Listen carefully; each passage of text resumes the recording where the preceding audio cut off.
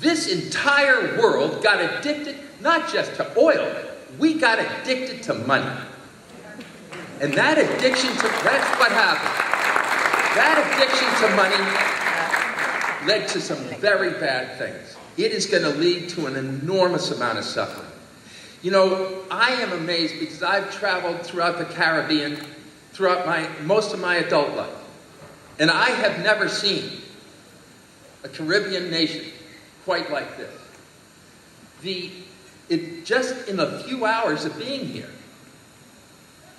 the sense of community that you have as a nation, the way that you look out for one another, the fact that you've been able to somehow, when other Caribbean nations have gone through enormous strife and setbacks over the course of the last couple of decades, and you're actually importing workers from other countries? I mean, this is unheard of. What you have been able to accomplish here is something that other countries would give anything for. I don't know if you recognize the tremendous success that you're enjoying right now. And even though you may be feeling like there's a bit of a pinch, you go to my hometown, Boston, Massachusetts, you know, a year ago, our unemployment rate was 2 or 3%. You know what it is right now? 8.5. You know what they expect it to be in the next few months? Well over 10. And there's nothing stopping it. There is nothing stopping it right now. The number of poor people that my little company serves is skyrocketing. The number of, the first day that we opened up our telephone lines to allow people to call in and get that cheap heating oil, you know how many phone calls we got?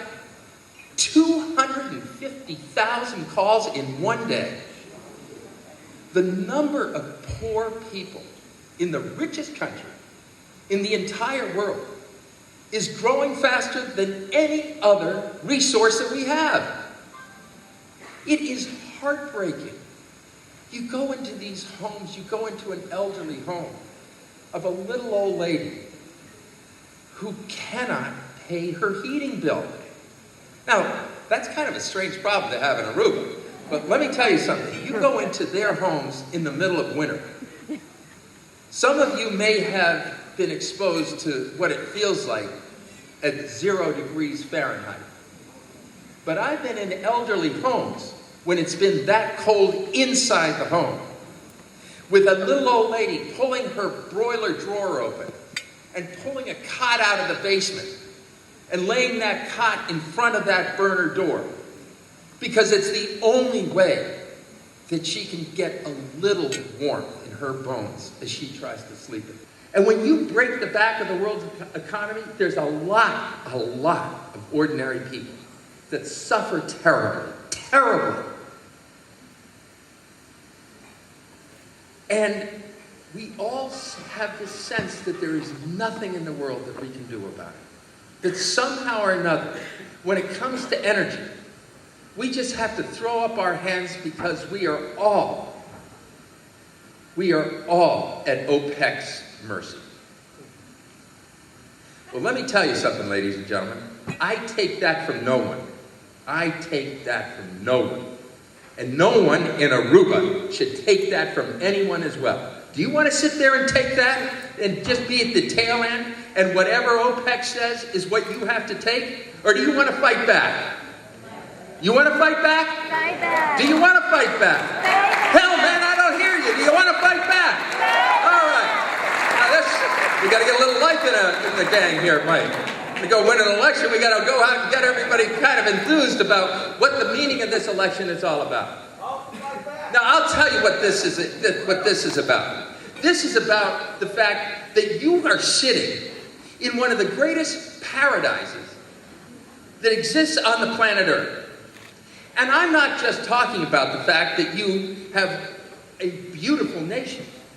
I am talking about the fact that you live in a country that has the 3 greatest natural resources that you could possibly want. You have unabated sun. Sun that people in Boston, Massachusetts, when they hear about sun in Aruba, they say, go get that sun cream and lather it all over yourself. Because you don't want that little Irish skin to be exposed to that hot Aruban sun. But let me tell you, folks, you can make a lot of energy out of the sun. You can make a lot of energy and you can make money. You can make money off of solar energy. You have wind.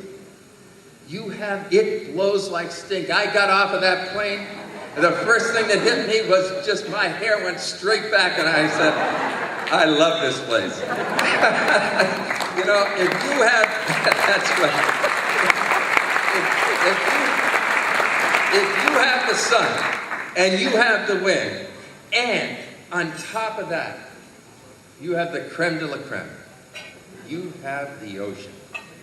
With the sun, the wind, and the ocean, there is nothing that can hold Aruba back aside from your own vision.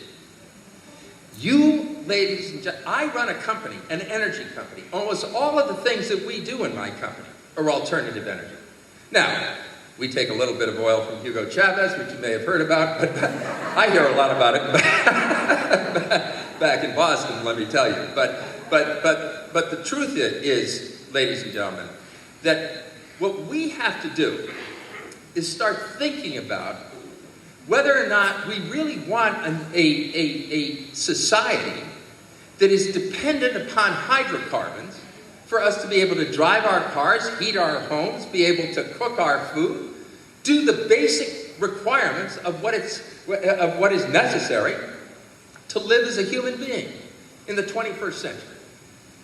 Now, I will tell you that we have thousands and thousands of megawatts of wind all over the United States and Canada and some other countries around the world as well. You have an incredible wind resource right here. And I know that you've already begun to harness that wind. But you have 100 megawatts of power that you use on your electric grid in this country. You're only going to take 30 megawatts or so out of the wind. You could double that. You can use things like rooftop solar. I'm going to get in and tell you a few of the things that you can do in Aruba to completely, radically change the image of what Aruba is throughout the world. This country is sitting on the cusp of becoming the first truly green jewel of the Caribbean. And I mean green in every way.